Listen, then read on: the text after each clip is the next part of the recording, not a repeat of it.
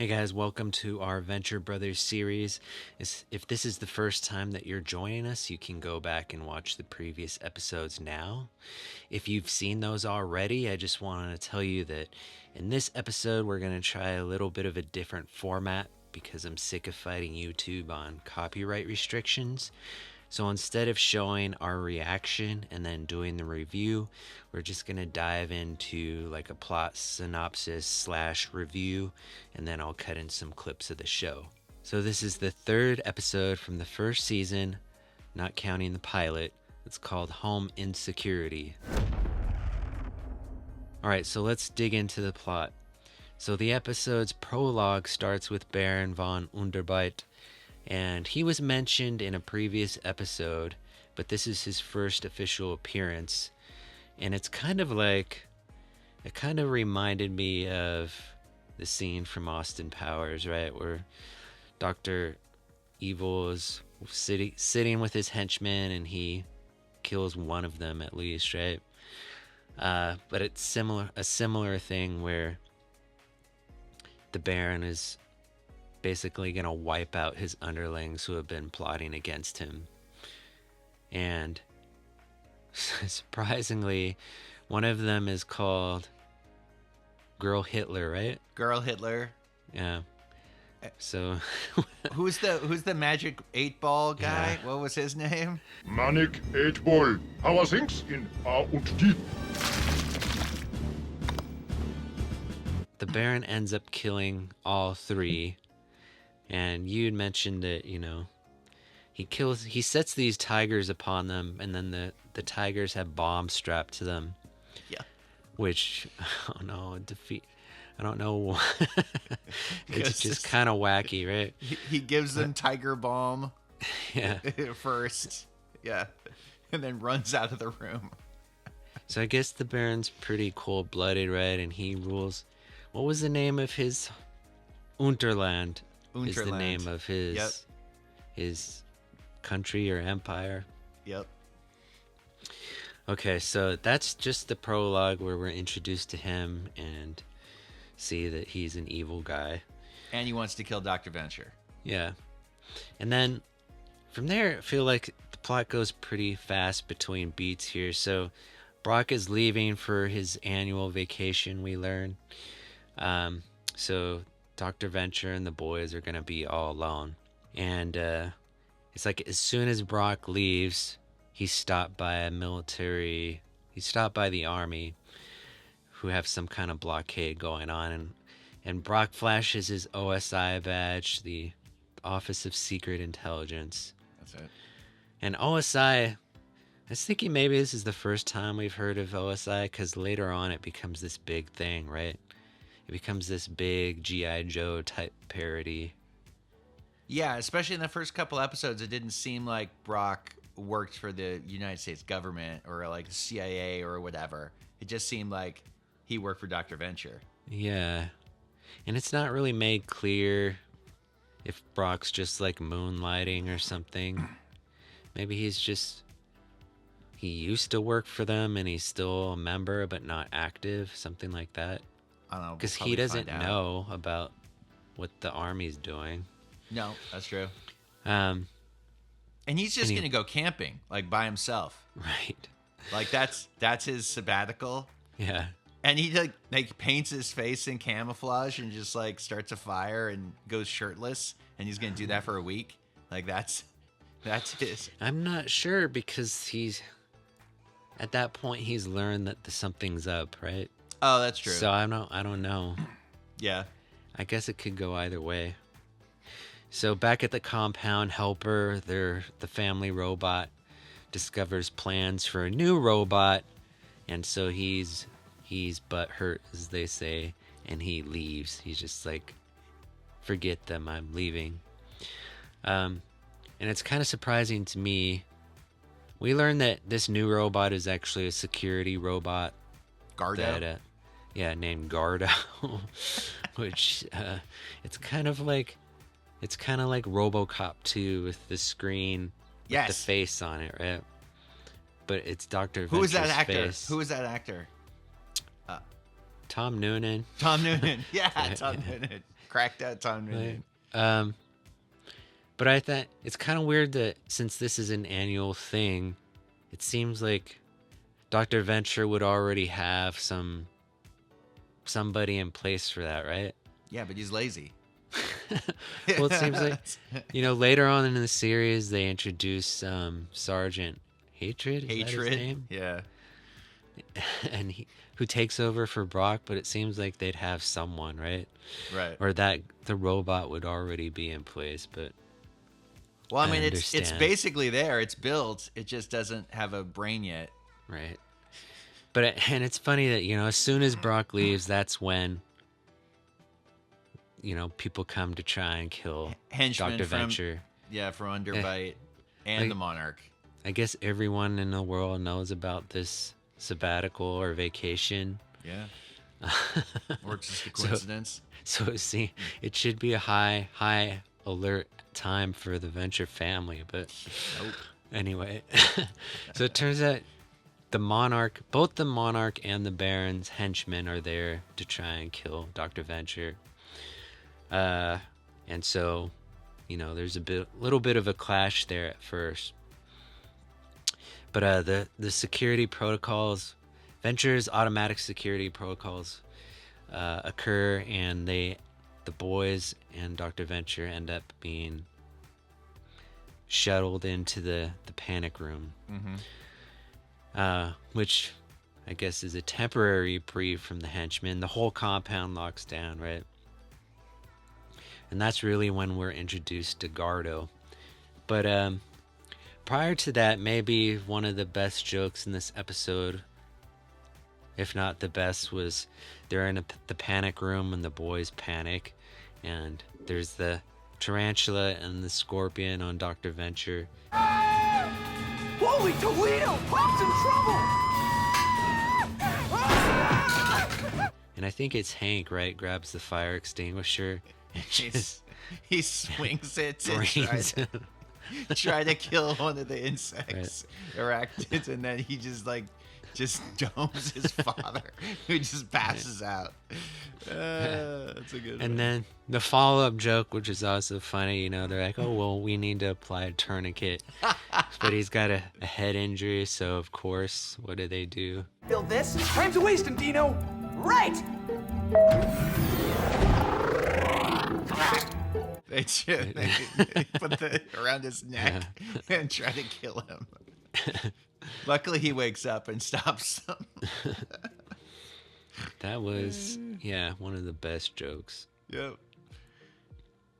But anyway, so the henchmen, the henchmen call the Monarch, and the Monarch's like, okay, well, I need to call the Baron and figure this out because we can't both be doing this at the same time or something. And this is before they also established that whole thing, according to my memory, of the supervillain is assigned a hero, right? Yes. And so an arch nemesis or whatever, an arch. Yep. And so I guess it's some kind of rule later on, right, where they can only go to war or whatever with the assigned person. Yeah, from what is it? What's the group of the evil group? The Guild of the Calamitous Intent? Yeah. Yeah. This is the first official mention of the Guild of That's Calamitous true. Intent. So yeah, I guess we learn all these guild rules, and the guild becomes more of a. I don't know if later in season 1, the guild. Remember, the guild has a series of 6 anonymous leaders. I don't remember any of that. No, but we'll find out. Yeah, it's like a Bond thing. Each one's blacked out on the screen. Yeah, it's like they're like Spectre. Yeah. But it's also pretty funny. They bring it up, Underbite and the Monarch. They bring up the guild and guild rules, and then they both just laugh it off, that stupid guild. We're not going to abide by those stupid rules. And that's kind of it about the guild for the season, for the episode. But the Baron does show up at the Monarch's headquarters, and right away, right away, as soon as he steps in, the monarch tries to kill the Baron. And of course, the Baron retaliates, which, I don't know, kind of seems like self defense. Definitely. But I liked another movie reference. The Baron had the flying ball with the spike on it, the reference to the movie Phantasm. Which, And he also like deflected some like laser blasts by the monarch with like his wrists or something, and it went and it would hit like henchmen of the monarch, and they would just disappear, just disappear. Well, the henchmen start getting killed off pretty quick. Phantasm, we mentioned it. Neither of us has actually seen it. Nope. And there's Just been the some poster. sequels to that movie too, like 2 or 3, maybe more by now.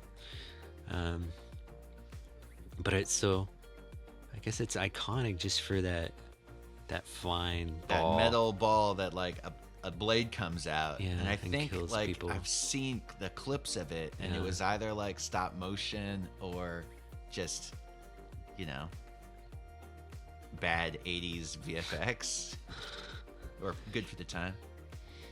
So the monarch and the baron, they basically call it off, right? And the monarch's like, okay, like my guys are getting killed, and you said that they come to an agreement. I don't remember how it ended. I mean, they end up like Oh, they start friends. well. Friendly. They end up at a table to try and figure it out, right? But I don't remember what the conclusion was or if they reached one. Well, it's a fantastic idea, Underbite. A team up. Well, I couldn't have thought of it without your input. I mean, it was basically so Underbite wanted to kill Dr. Venture because they were lab partners at Right. school, and Venture wasn't paying attention, and the Underbite lost his mandible, and so he wants his henchmen at the compound to bring him Dr. Venture's mandible. And then the monarch is like, oh, that's nothing. I have this whole like PowerPoint about why I need to kill right, Dr. right, Venture. right. And then it doesn't work. The It PowerPoint doesn't work. Yeah, we never see it. He has to reboot his computer, and that's where And they no, kind of leave it off. They leave it off. The next scene with them that they're going to work together. It's gonna be a team up. So then Monarch's gonna call his henchmen and say, work with Underbite's henchmen and kill Dr. Venture together. And unfortunately, when he calls, Gardo has now been rebooted, and he's not trying to kill Dr. Venture or the boys anymore. He just goes out and literally just massacres all of the henchmen. Right. And there was kind of a funny scene where the henchmen are kind of just fraternizing and relaying, what it's like to be the henchman for each villain. Yep. I don't know, kind of gaining our sympathies a little bit before they're all murdered. Although Yep. I'm not sure if they're all completely murdered. I kind of feel like there's the 2 famous henchmen from the Monarch's side, and you hear their voices. Yes, one of them, or both, or 2 of them are in that episode. When they closed the plant, there weren't a lot of jobs for me. All I got's a GED. And Yeah, so I just said I don't think they die. Whatever. But they're not singled out as full-fledged characters yet. I think that's still coming. Right. Yeah. And then back to the plot B of Brock. Brock's vacation. We get the $1 Million Man. He shows up. $6 Million Man. Yeah, sorry, $6 million man. His name isn't Steve Austin; it's Steve Summers. But it's basically him, right? And he has this whole funny story He's got the about tracksuit. how he has to repay the government $6 million for things he didn't ask for. And he was an astronaut. Yeah. So it's the show. It's the $6 Million Man. And So Brock fights him, but they come to a quick realization that, the $6 million man has fallen in love with Sasquatch, and now they're on the run, basically. From So, the U.S. government. Yeah, Brock decides to help them in a kind of unconventional manner. That's a good With way disguise. Yeah, by disguising them. Friends? Just some buddies from my old unit. We do this every year. Oh, and the only thing we missed was Dr. Venture. He does end up apologizing to Helper for building Gardo and kind of disregarding Helper's feelings. So Yes. Helper does come back to save them or save the day. He does, and he does accidentally, but he does. He saves the day. He reboots Gardo, and Gardo goes out and kills all the henchmen, or at least most of them. I thought it was kind of, from an animation standpoint, Dr. Venture's kind of remembering all of the times that Helpers displayed emotion or connection to humans, and I think they used 3 short clips in this flashback. But of course, at that time, this early in the show, there's not much for them to use, right? To cut. Right. It seems like they culled as much as they could from the first, 2 episodes, or the pilot maybe as well. I think my favorite gag with that whole with Helper is he finds out about this new robot, and he takes a tissue and dabs his little beady eyes that stick out, and there, of course, there's no tears. It's just, Okay, and then so he runs away from home, but he only gets to like outside the bus stop. bus stop. Why does he need the bus stop though when he can just roll along? It's just more sad. Yeah. He doesn't have any money. He's got the He's gonna be homeless. the stick and the The handkerchief. Yep. And what does he take with him? Just like a photo of him and Hank, or him and Rusty, and one other little thing. Yeah. I don't remember that. But it makes me wonder, was the stick and the hanky full of your belongings ever a thing in real life, or is that just invented by the cartoons? By the cartoon. Back in the don't know. 30s or something. Yeah, I only see it in cartoons. Maybe Right. some old black and white movies. I can't think of any though. I think just cartoons. Okay, so that was Home Insecurity. Oh wait, Yeah. Von Underbite. He's clearly based on Arnold Schwarzenegger, right? He's kind of got that Austrian accent. What do you think? And I don't know what He's buff. he's but, buff. He's kind of got a German accent. Yeah, I mean, I can see a little bit of that. Oh, I think I would say that he's mostly a Doctor Doom. Doctor Doom. Yeah, he's Parody. Doctor Doom. That's true. Yeah. Yeah. Sure, with some Arnold in there Yeah. and other things, probably. So how would you rate this episode? And I'll go first, and I think that, I'm not sure that we've gotten past 7 point something yet without looking it up. So for me, I think I enjoyed the previous 2 episodes more than this. Okay. And I think the reason is this one felt rushed to me. I don't know, there was a lot going on, and it was cutting back and forth pretty quickly between... Actually, I guess there's 3 kind of storylines in this one. With Helper kind of being. Yeah. So it kind of felt rushed. So I'm not saying it was a bad episode, but I guess my rating is gonna be a 6. A 6. Yeah. I'm giving it a 9. Are you It's sure? my favorite episode so far. Yeah. But I think in a previous A 9. Well, It's as good as an episode of any episode of Breaking Bad. okay. It's a 9 for Venture Brothers. Okay. We'll see. We'll see if you regret that or not. Nope. No, I enjoyed that. That was like, I laughed out loud twice, and I Yeah. don't think I really had. I think I chuckled before. Okay. So that was episode 3, Home Insecurity. Hopefully you enjoyed the new format. Hopefully it works well. We'll see you next time. Thank you.